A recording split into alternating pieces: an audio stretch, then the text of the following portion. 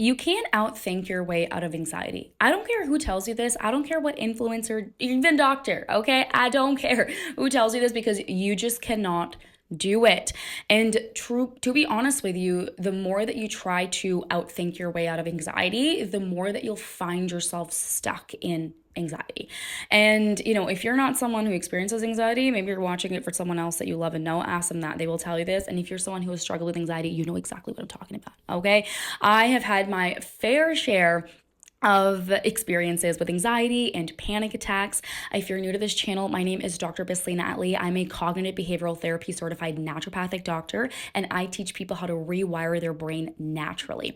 And so I'm so excited that you're here at this channel just watching this video, because I think that this is not talked about enough within the anxiety world or just mental health world. A lot of us thinking that we can just think positively and think ourselves out of our mental health struggles, but you can't. I cannot begin to tell you the amount of people when I was struggling with my depression who told me, just think positively. Or like, oh my God, why are you anxious? Just be calm. And I just wanted to punch them all in the face, because it's like, okay, like, Jessica, I would think positively if I freaking could. Don't you think I want to think positively? Don't you think I want to, in this moment, be able to be positive? Don't you think in this moment I want to be able to be calm? But I literally freaking can't. And if you've been through this, like, I understand that pain like so well. And I constantly have to remind my patients this, that you can't outthink your way out of these struggles. And if you want to, there are steps you have to do before so that your mind actually listens to you. And what's happening right now is that you're skipping the steps. So I'm gonna, make it really clear for you so that you understand what those steps are, so that you can actually outthink your way out of anxiety, so that your brain actually listens to you when you're experiencing that anxious response. I remember, one of the worst panic attacks I ever had in my life was when I was in university. I was studying for final exams, and out of nowhere, I just, I was sitting at my desk. And at that time in my university, I had this like desk, and then the desk had like a shelf on top, and my room was pretty small. My bed was like behind me, and then the door was on this side of me, and then there was like a nice giant window on this side. And so I remember I was just like sitting, writing at my desk, and I started to just notice myself starting to get hotter. And I was like, okay, like, maybe it's just like, because it's like summer, like that's okay. And I just felt my whole body starting to just like literally like burn up. I noticed my like heart rate starting to beat faster and faster and faster. And then all of a sudden, the work that I was focusing on in front of me anymore, it's like my mind just like went blank. Like I just wasn't even here anymore. And I almost started to get this like deer in the headlights response of just like freezing and like what's like happening. And then all of a sudden, it's like that little creep up of that panic attack just full on came on all at once. And I just felt all of a sudden like, oh my God, this room is so small, I can't breathe. And there was a part of me that just so desperately wanted to run outside of my room.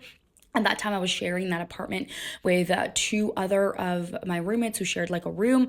And I wanted to just like run outside, scream for help as if I'm like dying. But then I just was like in such an anxious state. And I was also scared too. And if you've, really experienced panic and anxiety, you know how freaking scary it feels to go outside in the state that you're in, because you're so scared of other people seeing you. Like you are just terrified of other people seeing you. There's so much like shame that comes with that. There's that fear of people judging you, them starting to see you differently. And I felt all of that. And even though there was like a part of me that was screaming to like, I need to get out, get some help, see some people, another part of me was like, I can't. Like, I'm just so terrified of other people seeing me in this way that I just can't. And so I remember I just like jumped up literally out of my desk, and I went to the windowsill, and I literally put my face. There was like I opened the window, and there's like a little screen. I literally put my face in front of that screen, and I was just like trying to just like, catch my breath. And I forgot, I think I was living on like the 10th floor at that time, because then what happened is that like I looked down, and then I freaked out because I was just like, oh my God, I'm so high up, and then just looking down freaked me out. So then I literally went and I just like sat on my bed, and I was just taking these like deep breaths. And at that point, honestly, I just like sat through the experience. It was the worst, most awful experience of my life. And I just like sat through it. And eventually, honestly, that's the hardest part about panic attacks is like giving yourself permission to sit through it. At that time, I didn't know it, but in a way, I was kind of doing something good for myself by sitting through it, because eventually over time, that panic attack essentially like subsided and I was able to feel normal again. And I was just like, what the heck just happened to me there? Like, what the heck was that? And I was like, oh my God, did I just have like a panic attack? Because again, at that time, I was still so new to the mental health world and doing this work on myself. And so that was a really terrifying experience. And I wish I could say that was my last. It definitely wasn't. I had, dealt with anxiety so much after that and continued to experience panic attacks here and there until I really worked on my mental health and rewiring myself. And, just going through that experience with anxiety and seeing my friends struggle with it, and now just being a practitioner who helps people with their mental health, there's such a big misconception within this world that you can just think your way out of it. But you can't. If you're someone who's actually experienced really significant anxiety, like, when I was going through that panic attack sitting on that, university bed, as if I could think my way out of it. There was like nothing even going through my brain. I was just like, I am trying not to die here in this moment, because severe panic attacks and anxiety, they feel like death. It feels like you're dying. And as if you can tell yourself in that moment that everything's fine, I'm safe, it's all good, I'm just overthinking it, don't worry, mind. No, your brain is like, high alert, we're gonna die right now. And so that's the first place that I want you to really start with this and understand this, is that this is what anxiety is. Anxiety is that threat response, that extreme fear response being turned on. And when you experience a panic attack, that fear response is like dialed all the way to 100, 110%. If you experience more of that generalized anxiety on a day-to-day basis, it's more so your nervous system is kind of stuck in that sympathetic stress state, and you still experience that fear response, but it's not turned to like that 110% dial. It's still turned on, but maybe it's just like, 20, 30, 40%, but you're just chronically in that state all day, every day.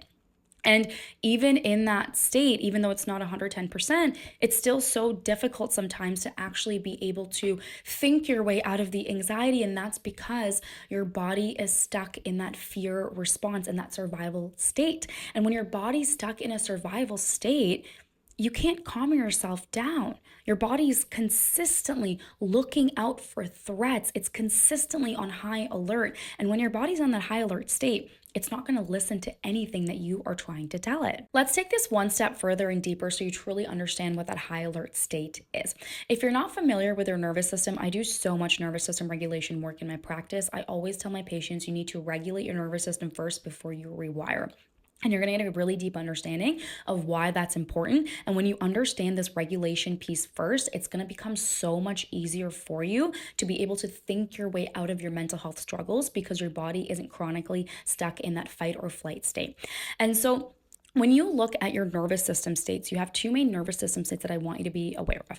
You have your sympathetic state, which is your stress state, and then you have your parasympathetic state, which is your calm state. And this branch of your nervous system is part of the autonomic branch. So this branch of your nervous system controls kind of all your automatic states, essentially. So things like blinking, things like, breathing, things like digestion, right? Like we don't have to think about it like, oh my God, okay, I need to like digest my food right now. Or, oh my God, I need to breathe right now. Or hang on a second, I need to like blink. I forgot to blink. That's probably only if you've been staring at your TikTok screen for too long that you need to remember to blink. But other than that, our body controls these things for us. And it's because of this autonomic state of your nervous system. Now, when you're in that sympathetic stress state, what starts to happen is that everything in your body kind of constricts. So I want you to imagine your digestive system constricting, all your muscles constricting in this like really tight state. Your breathing rate gets faster. Sometimes your blinking rate gets faster. And that's because that's the stress state. And in this state, your body is shooting out your cortisol hormone. And essentially in this state, this is a state that leads to anxiety. Okay. And depending on how extreme this state is turned on and the dial is turned on, it can lead to that, essentially that panic state response. Now, on the other side, you have the parasympathetic state. This is your calm state. Everything is like nice and relaxed in the state. So I like to imagine, like when is this state turned on for me? When I'm at the beach. It's like every time I feel like I need to imagine a calm moment, I just imagine myself sitting at the beach, reading a book, water in front of me, the nice sand on my feet. And that's always my place to like bring me back to that calm state. Every time I go to the beach, I always like take like a mental picture, like remember this place, because we need to come back to this place when you get back into your stressful life. And so that's essentially that calm state that gets turned on. And when you're in this calm state, everything feels so much more relaxed. Your muscles are relaxed. Your breathing rate slows down. You digest food so much better. Little side note, a lot of us have digestive issues because we are constantly and chronically in this stress state all the time. And especially with just like technology too now, like I don't know if you know this, but like technology puts you in the stress state. I don't know if you're watching like the funniest, most awesome comedy video or you're watching cat videos on TikTok. It's just so stimulating to our brain that it puts our body into that stress state, and really causes us to just kind of numb out and dissociate essentially from our body. And so these are the two nervous system states. Now, if your body's in that sympathetic stress state, good luck trying to tell your body to calm down. Good luck trying to tell your body to be like, you know what, it's not that big of a deal. Like, we'll get through this. It's fine. Your body's not going to be able to listen to you because your body's just like, we are in danger. And that's the other thing too here is that when that danger response gets turned on, it's because like your body, every time it senses something that's like dangerous, and again, keep in mind, our bodies haven't accommodated to the 21st century. Your body still reacts to any threat or danger like it's like a saber-toothed tiger in front of you, even if that saber-toothed tiger is not in front of you. And so it's important for you to really understand that and get that. So that when you do have a threat in front of you, you can understand that response that's showing up in your body. And that's why your body's like, we're in danger, we're dying, or we're gonna get killed. And so your body either goes into that fight mode, right? Into that fighting mode, the flight mode, like let's dip, let's run. That's usually the one that I love to go to. I'm just like, get me out of here. You can also go into freeze mode, like, don't know what to do. And then there's like a new one people are talking about, which is like fawn mode, kind of like the deer in the headlights type mode as well. And so those are the kind of four responses of your nervous system when that sympathetic stress state is turned on. And what's really important that you must do before you can actually outthink your way out of any of your mental health struggles is you need to regulate the nervous system response first. You need to go from sympathetic to parasympathetic. And only when you go from sympathetic to parasympathetic can you then get into that state where your body can be like, okay, we're not dying. There's not a saber-toothed tiger in front of me. Okay, what are you trying to tell me? Sorry, I missed that because I thought we were in danger and we're dying. It becomes 100 million times easier to actually outthink your way out of that anxiety when you actually shift your nervous system state. I created an ebook that gives you 5 different ways to just reset your nervous system. So you can use the link in my bio to just download it. It's completely free. And so it's just small little shifts can make such a big difference, like deep breathing, like going on a walk. And just things that really connect you to your body and allow you to ground in this moment. Because that's what we want to do. Because anxiety, when you experience it in those panic attacks, you're not usually ever in this moment. Because if you really think about it, in this moment, everything is safe. Everything is okay. In this moment, you're just here with me right now, watching this video, just chilling, hopefully in your room, somewhere nice and safe. And so when you are able to essentially calm that nervous system response down, it makes it so much easier for your brain to actually think about what it is that you need to do next. And that's essentially the next step. Once that nervous system response has calmed down, what you need to do is you need to be like, okay, what can I do about this situation now? If there's something that you can do about the situation that's making you anxious, take action on it now. If it's something that you can do later, save it for later and make a note for it. If there's nothing you can do about it, cancel and delete it because you can't do anything about it.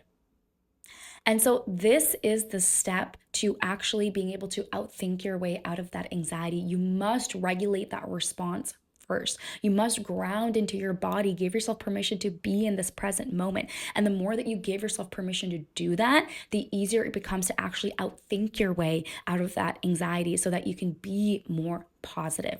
So I hope that this was really helpful. If you want one-on-one personalized support, I do offer a free 30-minute clarity call. You can use the link in my bio to book it. As I mentioned before, that free ebook is also linked down below. So definitely check it out. Start experimenting with some of those ways. It doesn't take long to shift your nervous system state. It can happen so fast. And that's something I want to leave you with, just to remind you, is that your body has that built-in system already to help you relax. It's just about learning how to activate it.